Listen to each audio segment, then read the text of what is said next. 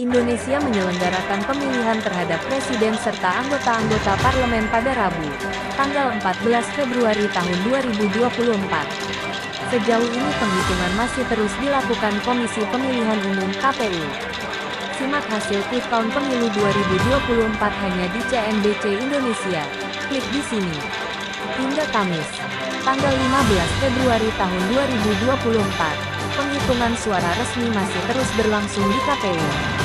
Sejauh ini, pasangan Prabowo-Gibran unggul dengan perolehan suara 56,11%. Pasangan Anies Muhaimin berada di posisi kedua dengan perolehan suara 24,55%. Di belakang Anies dan Prabowo ada pasangan Ganjar Mahfud MD dengan perolehan 19,34%. Situasi ini pun dicermati media asing.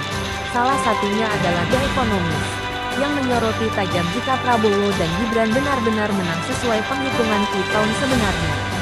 Media itu menulis artikel dengan judul, "Anies Prabowo Subianto, Indonesia's Probable Next President." Seperti apa isinya? Dalam laporannya, awalnya The Economist mengulas profil Prabowo. Bagaimana ia berhasil menyolek dirinya dari citra militer yang keras dan nasionalis menjadi sebuah figur yang menggemaskan di media sosial. Prabowo lahir dari keluarga yang kaya namun hidup di pengasingan. Ayahnya, ekonom begawan Indonesia, harus pergi lantaran berseberangan dengan Soekarno. Tulis media itu mengulas sejarah Prabowo. Dikutip Kamis tanggal 15 Februari tahun 2024. Dijelaskan pula bagaimana Prabowo kemudian kembali ke Indonesia pada tahun 1970 dan bergabung dengan Komando Pasukan Khusus Kopassus. Pernikahannya dengan anak dari Presiden di saat itu Soeharto, Titik Soeharto, juga disebut.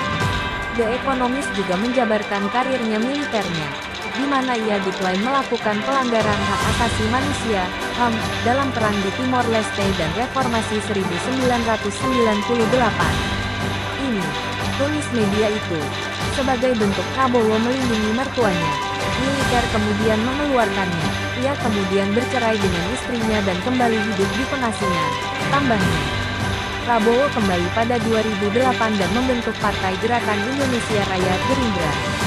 Ia tercatat pernah mencalonkan diri menjadi wakil presiden dari Megawati Soekarno Putri pada 2009, lalu mencalonkan diri menjadi presiden pada 2014 dan 2019. Dalam semua kontestasi, Prabowo kalah. Tambahnya, dalam pencalonannya pada pemilu 2024, Prabowo kemudian mencoba taktik baru. Ia memoles dirinya agar jauh dari kesan tentara yang garang dan bergerak menuju figur yang dianggap orang menggemaskan. Muatnya lagi, versi Prabowo baru ini menjadi hits, membantunya memenangkan hati 80% warga Indonesia yang memiliki ponsel pintar, ujar The Economist. Dimuat bagaimana dalam Pilpres Prabowo menempatkan dirinya sebagai figur suksesor presiden saat ini, Joko Widodo, Jokowi.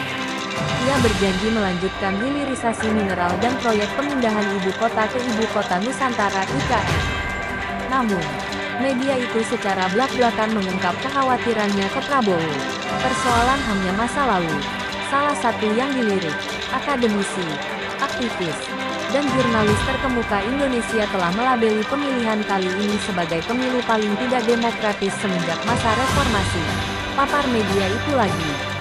Dalam sebuah acara kebebasan pers, Anies dan Ganjar datang sementara Prabowo absen, ujarnya. Bukan hanya Prabowo, Gibran Rakabuming Raka, pasangannya juga disorot.